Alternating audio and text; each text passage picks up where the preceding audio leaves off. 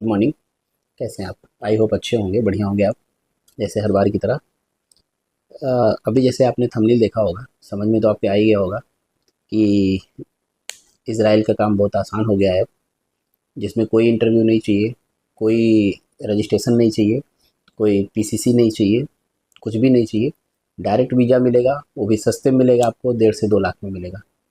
समझ में आ रहा है मैं क्या बोल रहा हूँ? कोई पीसीसी नहीं चाहिए, कहीं इंटरव्यू नहीं देने जाना है। जैसे दुबई, सऊदी, कतर का काम होता था सेल्फ सिलेक्शन में, वैसा ही यहाँ भी काम होगा। ठीक है, आपको वीज़ा 20 से 25 दिन में मिल जाएगा घर बैठे। आप इसराइल जाओगे और अच्छा पैसा कमाओगे, 1.5 2 लाख सैलरी पाओगे। सर्विस चार्ज भी किसी को 4 साढ़े 4 5 लाख नहीं देना है, आपका 1.5 2 लाख में काम हो जाएगा। ठीक है, आपको भी ऐसा ऑफर आया है? आया है तो चेक कीजिए। आजकल लोगों को बहुत आ रहा है, काफ़ी लोग को मिला भी ऑफ़र, काफ़ी लोग का वीज़ा भी मिल गया है, ऑफ़र लेटर भी मिल गया है, काफ़ी चीज़ें अच्छा हो रहा है उनके साथ में। ना हो तो मैं आपको देखिए दिखाता हूँ, मैं आपको वन बाय वन। आप देखिए, अभी आप देख रहे होंगे ऊपर, तो आपको ऑफर लेटर नज़र आ रहा है, आपको वीज़ा नज़र आ रहा है, और स्टैंपिंग वीज़ा भी नज़र आ रहा है आपको, और आपको स्टैंपिंग के साथ साथ पेपर वीज़ा भी नज़र आ रहा है। ये सारे लोगों को घर बैठे वीज़ा मिला है, कोई इंटरव्यू नहीं दिया इन लोगों ने, कुछ नहीं। और वीज़ा भी स्टैंपिंग और पेपर वीज़ा दोनों मिला है, कोई पीसीसी नहीं कराया इन लोगों ने, कहीं इंटरव्यू देने नहीं गए हैं। और जो आप लोग कहते हो 4 5 लाख रुपए, वो 4 5 लाख भी इनको नहीं देना है। इन्होंने सिर्फ अपने एजेंट को 1.5 लाख से 2 लाख रुपए दिया है, वीज़ा रिसीव हो गया है, टिकट बनने का इंतजार कर रहे हैं। बस पता नहीं क्यों थोड़ा सा शायद एयरलाइंस में प्रॉब्लम है, टिकट नहीं मिल पा रही। तो अगर इस लाइन में आपको लगना है तो बहुत अच्छी स्कीम है, आप भी फ़ायदा उठा सकते हैं।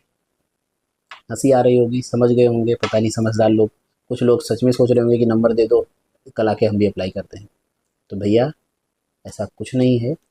ठीक है, ये एक तरह से कटाक्ष था, क्योंकि कुछ लोग ज़्यादा समझदार होते हैं जो आजकल इंटरनेट पे ढूंढते रहते हैं कि वीज़ा कैसे लगता है, इंटरनेट पे एजेंसियाँ ढूंढते हैं।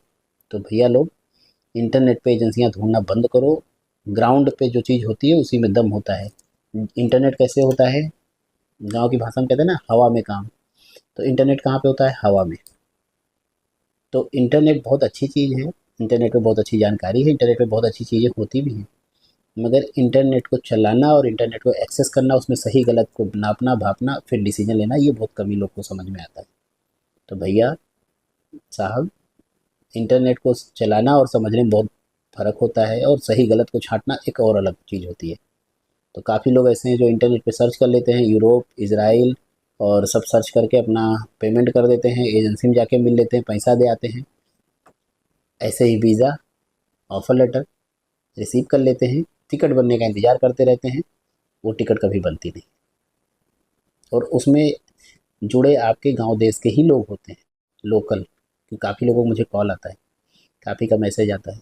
तो आप भी कहीं उस लिस्ट में नहीं? अगर ऐसा कुछ हुआ है तो कमेंट कर सकते हैं, बता सकते हैं। और हाँ, लाइक सब्सक्राइब के लिए मैं वीडियो नहीं बनाता हूँ, क्योंकि ऊपर वाले का दिया बहुत कुछ है। और आप लोग की जानकारी के लिए आप लोग जुड़े रहते हैं, सोशल एक प्लेटफॉर्म है, और हमें अच्छा लगता है आप लोग से बात करना, मिलना, सब चीज़। तो इसीलिए वीडियो बनाता हूँ। तो कुछ लोग कमेंट किए थे पिछले वीडियो में कि आपको सब्सक्रिप्शन करना होता है, आपको पेमेंट। तो भैया मुझे इतना यूट्यूब पे डिपेंड नहीं हूँ, और आके कभी ऑफिस में देख सकते हैं, सब कुछ है। यूट्यूब पे उतना डिपेंड नहीं रहता। यूट्यूब सिर्फ आपसे जुड़े रहने का, आप लोग के साथ कनेक्ट रहने का एक सुकून मिलता है, एक होता है कि हाँ, सोशल प्लेटफॉर्म पे, बस इसलिए। ठीक है, और कुछ नहीं। तो अब आते हैं मेन टॉपिक पे, जहाँ पे हम बात कर रहे थे। तो अब आपको क्लियर बताऊँ, कटाक सेट के ये सारे फेक वीज़ा हैं, फेक ऑफर लेटर हैं, जो कि लोगों को मिले हैं, और लोग इंटरनेट पे ढूंढ के एजेंसी ढूंढे हैं, उसी में फंसे हैं। और ये डायरेक्ट लड़के नहीं ढूंढे हैं, गांव के कुछ एजेंट हैं जिन्होंने इस तरह से ढूंढ करके कांटेक्ट किया। साउथ गए, मुंबई गए, कुछ दिल्ली में भी आए हैं। ऐसी एजेंसी से जिनको पैसा दिया, 1.5 लाख 2 लाख का वादा किया, सेल्फ सिलेक्शन में करवा देंगे, और सब कोई ऑफर लेटर मिला, ये वीज़ा भी मिल चुका है, मगर कोई नहीं गया है और ना जाएगा। ये सारे वीज़ा को मैंने चेक कर लिया, सारे फेक वीज़ा हैं, सारे नकली हैं। इसमें कोई फ़्लाइट नहीं होने वाला है, और आप लोग का पैसा डूब चुका है। ठीक है, तो कृपया इस तरह से मत करें। आपका अभी भी इजराइल का जो काम कर रही है, डायनेमिक है, वीएफएस है, एनएचडीसी है, सॉरी वीएफएस नहीं, एनएचडीसी, और आपके डिस्ट्रिक्ट का लेबर ऑफिस। इसके अलावा अभी फ़िलहाल इजराइल का काम कहीं नहीं है, और सेल्फ में कोई काम नहीं है। और काफ़ी ऐसी कैटेगरीज भी हैं जो कि अभी आई नहीं है, जिनका ऑफर लेटर इसमें है। इसमें सुपरवाइज़र की सैलरी और स्टोर इंचार्ज की सैलरी मेसन से भी कम लगी हुई है ऑफर लेटर्स पे। तो ऐसे ही समझ में आ रहा है कि फर्जी है।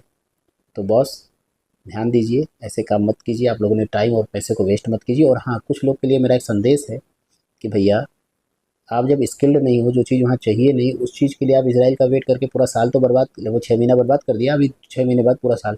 तो आप लोग कहीं और देख लो, दूसरी जगह चले जाओ। अभी इसराइल में इतना आसान भी नहीं, हर कोई हो जाएगा। अभी वहाँ पे एकदम ए ग्रेड की आदमी वो लोग चूज़ कर रहे हैं, और टाइम लगेगा। अभी वहाँ पे जो कोटा के हिसाब से कोटा मिल रहा है, वैसे वैसे लड़के जा रहे हैं। वो 1 लाख आदमी का है, बट वो 1 लाख जाने में भी 1.5 साल लग जाएगा। कोटा होता है, गवर्नमेंट प्रोसेस होता है, बहुत लंबा हिसाब किताब है। तुरंत 1 लाख नहीं चले जाएगा, तो अपना 1 1.5 साल बर्बाद मत करो बैठे बैठे बैठे, तब तक जाके कमा के आ जाओ। समझे आप लोग? बाकी हाँ, अभी एक और स्कैम आया है तजाकिस्तान का। तजाकिस्तान में भी $600, $550 में शटरिंग आरसीसी गए हैं। तो भैया, तजाकिस्तान वो भी फंस चुके हैं। 130-32 लड़के हैं, एम्बेसी इन्वॉल्व हो रही है, चीज़ों को कर रही है। 1.5 1.5 लाख, 2-2 लाख लेके भेजा है। नोएडा की कोई एजेंसी, जहाँ की भी है, मैं किसी का नाम नहीं लूँगा, जिसमें रायबरेली, सुल्तानपुर, गोपालगंज और बंगाल के लड़के हैं, नादिया डिस्ट्रिक्ट के भी लड़के हैं, कुछ कश्मीर के भी लड़के हैं। तो भैया, तजाकिस्तान का मैं काम करता हूँ, और शायद अभी इंडिया का फर्स्ट एजेंसी ही था मैं, जिसने तजाकिस्तान का काम स्टार्ट किया। और मैं पिछले 2 साल से कर रहा हूँ। हमारे सारे लड़के काम कर रहे हैं, हमारा एम्प्लॉयमेंट वीज़ा है, हर चीज़ है। कंपनी तजाकिस्तान की सबसे बड़ी गवर्नमेंट कंपनी के साथ में काम कर रहा हूँ। और कम से कम कुछ नहीं तो 150, 200, 300 लड़के हमारे वहाँ पे काम भी कर रहे हैं। फिर अभी हमने इंटरव्यू किया है। आज 2 साल हो गया, कुछ छुट्टी आए, कुछ फिर जा रहे हैं। तो फिर भी मैं आपको बताऊं कि इतना सैलरी तजाकिस्तान में नहीं होता। तजाकिस्तान में सैलरी होता है आपका $450, $500। ऑपरेटर वगैरह का ट्रेड में हो तो 400, $450, $500। कुक वगैरह हो तो मैक्सिमम $400, $500 के ऊपर नहीं आती। हाँ, कुछ मैकेनिकल कैटेगरी है, जैसे सीएनसी वगैरह, गैराज वगैरह की कैटेगरी है, और फिर डीजल मैकेनिक है, उनमें $600-700 होती है। बट सिविल में शटरिंग आरसीसी मेसन की सैलरी मैक्स मैक्स $400-450 खाने फ्री से नहीं होती है। तो लड़कों से मेरा बात भी हुआ है, दुसानबे में काम कर रहे हैं, 120 लड़के हैं, यूपी, बिहार, बंगाल मिला के, और कश्मीर। सारे फंस चुके हैं, बेचारे परेशान हैं। 2-2 महीने सैलरी नहीं मिली है, 2-2 लाख रुपए लेके भेजा है किसी एजेंसी ने। भगवान जाने सच क्या है, कितना दिया, वो तो हो जाने जो लड़कों ने बताया है। 2 महीने से 1 रुपये नहीं मिला है। एम्बेसी गुहार लगा रहे हैं, मुझसे भी बात कर रहे हैं कि सर बचा लो, कर लो, अपनी कंपनी में करा दो। बट मेरी कंपनी नहीं ले सकती, क्योंकि उनका वीज़ा ओवर स्टे हो गया, स्टैंप होने का। क्योंकि तजाकिस्तान में क्या है कि आप यहाँ से पेपर वीज़ा पे जाते हो, एम्प्लॉयमेंट ही होता है, बट पेपर वीज़ा पे जाते हो। बट उसको जैसे दुबई में होता है, यहाँ से आप जाते हो, फिर भी मेडिकल करा के उसको 2 महीने के अंदर स्टैंप करवाती है पासपोर्ट पे। तो इसे तजाकिस्तान में भी है। यहाँ से आप पेपर वीज़ा पे जाते हो, एम्प्लॉयमेंट, वहाँ पे मेडिकल होता है, आपका वीज़ा स्टैंप होता है। तो मेडिकल नहीं हुआ, वीज़ा स्टैम्प नहीं हुआ, वीज़ा ओवर स्टे हो गया। 2 लड़का बेचारा अपने घर से पैसा मंगाया, 35-35, 40-40 हज़ार की कहीं से फ़्लाइट बनवाई, सॉरी टिकट बनवाया, फ़्लाइट के लिए एयरपोर्ट गए, वापस आ गए, क्योंकि उनका वीज़ा ओवर स्टे में था। तो इस तरह से ज़्यादा समझदारी वाला काम मत कीजिए। कभी भी विदेश जाना है, government registered RA recruitment agency से संपर्क कीजिए। या अगर मान लीजिए गवर्नमेंट रजिस्टर्ड के अलावा भी आपके कॉन्टैक्ट हैं, कुछ होती हैं एजेंसीज ऐसी जिन पर लाइसेंस नहीं है, but third party as a agent वो बहुत अच्छा काम करते हैं, उन लोग के साथ जाइए जिनका रिकॉर्ड अच्छा है, जो पुराने समय से मार्केट में बैठे हैं, 7-8 सालों, 10 सालों से, 20 सालों से, उनके पे कोई क्लेम नहीं है, कुछ अच्छा रिकॉर्ड है उनका, तब जाइए। ठीक है? तो इसीलिए वीडियो बनाया, तो समझिए, मैं ग्राउंड रिपोर्ट बता रहा हूँ। 2-2 केस आपको बताए, इसराइल और तजाकिस्तान का। तो आप लोग मत कीजिए ऐसा। और इंटरनेट पे नौकरी ढूंढना कम कीजिए, या तो ढूंढिए तो आपको नॉलेज हो कि सही गलत होता क्या है। वरना इंटरनेट पे अच्छे कम है, बुरे लोग ज़्यादा है। जो अच्छा होगा वो आपको कभी बुलाएगा नहीं। हम लोग कभी किसी को बुलाते नहीं हैं। एक चैन है, एक सिस्टम है, उसमें काम करते हैं, उसके बाहर नहीं जाते। और जो कॉल आते ही सबसे पहले आपको बुलाएगा, हमारे में अक्सर होता है कॉल नहीं रिसीव कर पाते, हम लोग रिसीव ही नहीं कर पाते कितने कॉल। और जो चीटर हैं, जो इंतजार में बैठे हैं, वो पहले कॉल में अटेंड करेंगे, आपका सारा वीज़ा वगैरह सब ओके कर देंगे, सब कुछ, फट से वापस आ जाओ। तो ये सब आप लोग नहीं समझ पाते, आपके साथ गेम हो जाता है, नुकसान हो जाता है, फिर आप कहते हो हमारा बहुत नुकसान हुआ। तो फैमिली वाले हो आप लोग, थोड़ा सोचो समझो। और एक चीज़ याद रखना, जो चीज़ ट्रेंड में होती है उसी के लिए चीटिंग होती है। तो ऐसा मत कीजिए ज़्यादा के लालच में। बाकी काम आने वाले हैं, जो आएंगे आप लोग को अपडेट रहेगा, मिलेगा। मैं ये नहीं कहता मेरे यहाँ आओ, जहाँ भी जाओ सोच समझ के जाओ, क्रॉस वेरिफिकेशन करके जाओ, तब काम करो। ठीक है? तीसरी चीज़ कि अगर आप, कुछ लोग अभी इसमें फिर तो बार बार बताने के बाद भी कहते हैं ग्रुप में डाल दो, ग्रुप में डाल दो। हमारे यहाँ कोई ग्रुप नहीं है।